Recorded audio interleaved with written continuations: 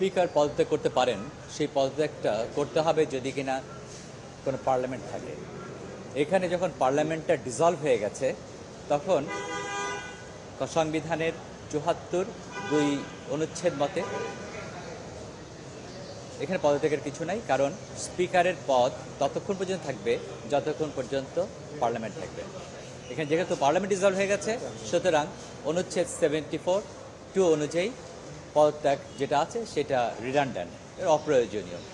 তবে প্রশ্ন হতে পারে যে সেক্ষেত্রে আরও সাংবিধানিক যে বিষয়গুলো আছে সেভাবে কীভাবে অনুষ্ঠিত হবে।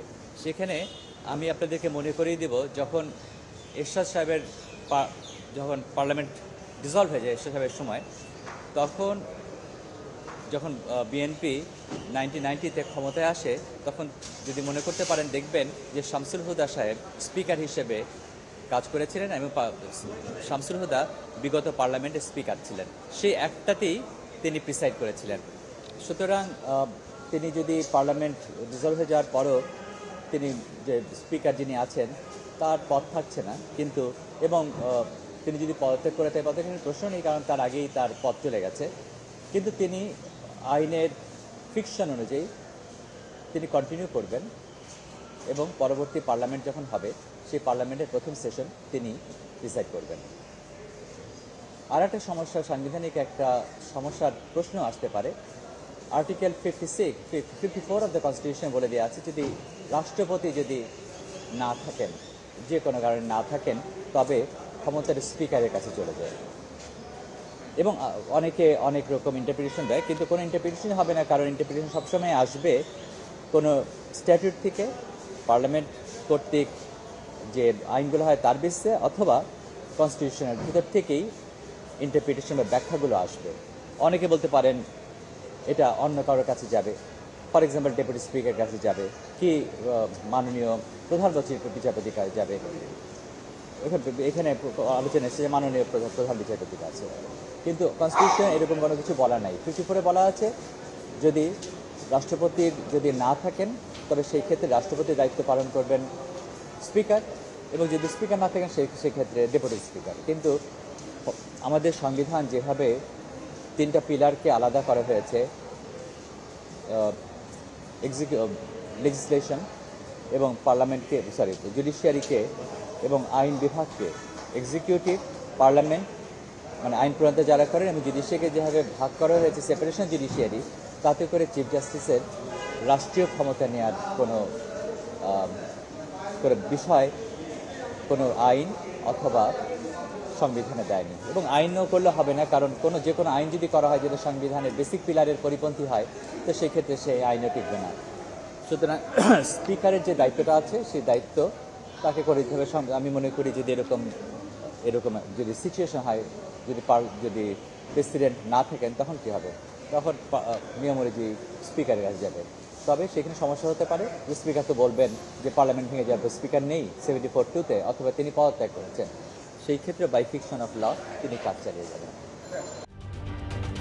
ঢালাইয়ে দৃঢ়তা, নির্মাণে নিশ্চয়তা, প্রিমিয়ার সিমেন্ট, ঢালাইয়ের রাজা। যদি গৃহীত হয়েও থাকে, যে তার পদত্যাগপত্র যদি গৃহীত হওয়ার প্রশ্নটা কোথায় আসছে? দুটা কাজের মধ্যে কোনটা কাজ, যে কাজটা আগে হবে? যদি পার্লামেন্ট না থাকে সেই কাজটা আগে হয়েছে, নাকি তিনি পদত্যাগটা আগে করেছেন না পরে করেছেন, সেটা বিচার্য। তো তিনি যদি পার্লামেন্ট মেম্বার না থাকে, যেখানে কনস্টিটিউশন বলে দিচ্ছে তার স্পিকার পদ থাকবে না, তো সেখানে তড়িঘড়ি করে আবার তাকে বাতিল করার প্রয়োজনীয়তা কি? এটা অতি উৎসাহিত একটা ব্যাপার, ওভার এনথুসিয়াস্টিক। পদ তো নেই, উনি তো স্পিকার নেই। উনি কেন করেছেন সেটা উনি জানেন, ইন হার ওন উইজডম তিনি জানেন, কিন্তু কনস্টিটিউশনে তো বলে দেওয়া আছে যে পার্লামেন্ট যদি ডিসলভ হয়ে যায় তবে তার পদ থাকবে না। সুতরাং যেটা করেছেন, তিনি পদত্যাগ করেছেন, এটা অপ্রয়োজনীয়, অকারণে করেছেন, বা যার কোনো কার্যকারিতাই নেই, তার কার্যকারিতা আগেই শেষ হয়ে গেছে। জি, বাই ফিকশন অফ ল ধরে নিয়ে তিনি আছেন, বিকজ অতীত রেফারেন্স আছে যে যিনি নতুন পার্লামেন্টে বিএনপির সময় প্রথম অধিবেশন তিনি করেছেন, তিনি এটা প্রিসাইড করেছেন। সুতরাং সেই পদত্যাগ করলেও তিনি প্রিসাইড করবেন। আর এখানে যদি গেজেট আকারেও যদি আসে তার পদত্যাগপত্র গৃহীত হয়, তখন এটা তো আমি মনে করি রিডান্ডেন্ট, কারণ রিজলভ হয়ে যাওয়ার পর আর পরবর্তী আর এটাকে বাতিল বা পদ শূন্য করার তো কোনো কারণ নেই, ধরে নেওয়া হবে। কিন্তু নেই, তো এখন তো পার্লামেন্টই নেই, সেশন হচ্ছে না, তার কাজ কোনো কিছু নেই। কিন্তু যখন পার্লামেন্ট একটা হবে, যে যারাই সরকারে আসুক না কেন, তো সেই পার্লামেন্টে তিনি প্রথমটা করবেন, তারপর স্পিকার হবেন, speaker will take over in the new session. দেখেন, স্পিকার যদি, স্পিকারের কিছু ইমিউনিটি আছে বটে, কিন্তু ক্রিমিনাল ইমিউনিটি কিন্তু কাউকে দেওয়া হয় না। যেমন ধরুন, যারা ডিপ্লোম্যাট থাকে, আইন করে তাদেরকে কিছু প্রোটেকশন দেওয়া হয়, ইমিউনিটি দেওয়া হয়, কিন্তু এক্সেপশন হচ্ছে কোনো ক্রিমিনাল ইমিউনিটি দেওয়া হয় না। কেউ কাউকে মেরে ফেললো, তো সেই লাইবিলিটি থেকে তিনি রক্ষা পাবেন না। প্রেসিডেন্ট অনেক ইমিউনিটি দেওয়া আছে কনস্টিটিউশনে, কিন্তু প্রেসিডেন্ট সাহেব যদি এমন করে কাজ করেন যেটা এমন ক্রিমিনাল অ্যাক্টিভিটি, তার কিন্তু ইমিউনিটি নেই। সুতরাং তাকে আইনের যে যে দ্বারে যেতে হবে, আইনের যে পদক্ষেপ আছে সেগুলোকে তাকে এক্সস্ট করতে হবে এবং তাকে নিজেকে নিরাপরাধ ঘোষণা করতে হবে। And যদি if there is a proper case, the allegation is specific, the allegation প্রায় মানে আপাত দৃষ্টিতে যদি সঠিক মনে করে, কেন না। কিন্তু কিন্তু যেটা সবসময় আমি অতীতেও বলেছি, অনেকে বলে যে আপনি এতদিন 15 বছর কোথায় ছিলেন। ডক্টর ইউনূসের সময় আমি কিন্তু বলেছিলাম তোমাদের এখানে যে he should not be subjected to harassment, এবং যে কোনো কেউ, শুধু ডক্টর ইউনূস না, প্রত্যেকটা ব্যক্তির সাংবিধানিকতার কাছে কেউ হ্যারাস হবে না। তো সেক্ষেত্রে আমি নতুন করে বলছি, 15 বছর ধরেই বলেছি আমি। অনেকে বলে আপনি 15 বছর কি ঘুমিয়েছিলেন? ঘুমিয়েছিলাম না, কিন্তু সেগুলো লোকচক্ষুর সম্মুখে হয়তো আসেনি। প্রশ্ন হচ্ছে যে তিনি স্পিকার বা যেই হোক না কেন, তিনি যদি প্রকৃত অপরাধের সাথে যদি তিনি জড়িত না থাকেন, তবে কোনো মিথ্যা মামলা অভিপ্রেত না, যেটা আমি বলছি, যেটা ব্যারিস্টার সারা কামাল বলছে, সারা হোসেন বলছেন, তারপর আসিফ নজরুল সাহেব বলেছেন।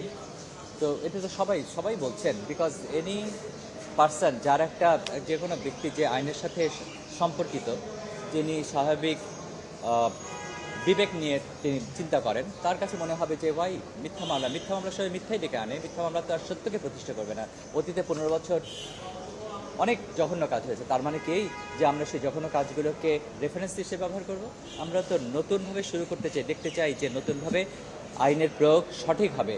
বাংলাদেশের কোনো মানুষ আজকের থেকে কেউ যেন হ্যারাসমেন্টের শিকার না হবে, সেটা তো আমরা দেখতে চাই। যদি হয় তবে আমরা খুশি হব, আর যদি না হয়, অতীতেরটাই যদি 15 বছর ধরে 16 বছর ধরে নির্যাতনের শিকার হয়েছে বলে আজকে নতুন করে অন্য মানুষ নির্যাতনের শিকার হবে। আইন ইয়েতে কনস্টিটিউশনে বলে যাচ্ছে 54 ধারা স্পিকারের কাছে। স্পিকার, এখন স্পিকার, সে তো বলছি, সে তো সাংবিধানিক যে বিষয়গুলি সে তো অচল হয়ে যাবে। কিন্তু ডক্টরিন অফ নেসেসিটি বলে একটা কথা আছে, যেটা আমাদের অ্যাটর্নি জেনারেল সাহেব সেদিন বলেছেন। ডক্টরিন অফ নেসেসিটি অনেক আগে থেকে এসছেন। পাকিস্তানের সময় অনেক সময় দেখা গেছে যে মার্শাল্লাহ থেকে যারা এসছেন, তারা ডক্টরিন অফ নেসেসিটিকে, বা তৎকালীন যারা বিচারালয় ছিল, তারা আনডেমোক্রেটিক বিষয়গুলোকে সঙ্গত করার জন্য অনেক সময় প্রাসঙ্গিক করার সময় স্টেট নেসেসিটির কথা বলেছেন। কিন্তু state necessity is universal accepted principal, যেখানে সমাজ, জাতি, সংবিধান তো কিছু না, সংবিধান একটা কাগজ। আমি যে দেশের মানি নেই, 16 বছর ধরে আওয়ামী লীগ মানে নেই, সুতরাং সংবিধানের কাগজের আসলে কি মূল্য আছে যদি এটা না মানা হয়? তো এটা তো এক্সপেক্টেড, যেটা সংবিধান আছে সে সংবিধান মানবে। প্রত্যেকটা ধর্মের একটা ধর্মগ্রন্থ আছে, ধরে নেওয়া হবে তারা সেটাকে মানবেন। আমি একজন মুসলমান হিসেবে আমি কোরআন শরীফকে মানবো যতদূর পারা যায়। আমি মানে I have to comply with. আমি যদি না করি আমি পাপী হয়ে যাব, আমার কনসিকুয়েন্স আমাকে ভোগ করতে হবে। সংবিধানের নিয়মগুলো পালন করতে হয়। যারা পালন করেনি অতীতে, তারা কিন্তু এক সময় না এক সময় এসে যত দুর্ধর্ষ হোক না কেন, তারা কিন্তু জনগণের সামনে ফেস করতে হয়েছে অতীত থেকে। সংবিধান কার্যকর আছে, এটা তো আর সাসপেন্ড হয়নি, এমার্জেন্সি নাই যে সার্টেন প্রভিশন অফ দ্য কনস্টিটিউশনকে আংশিকভাবে পূর্ণভাবে সাসপেন্ড করা হচ্ছে, এরকম তো নয়।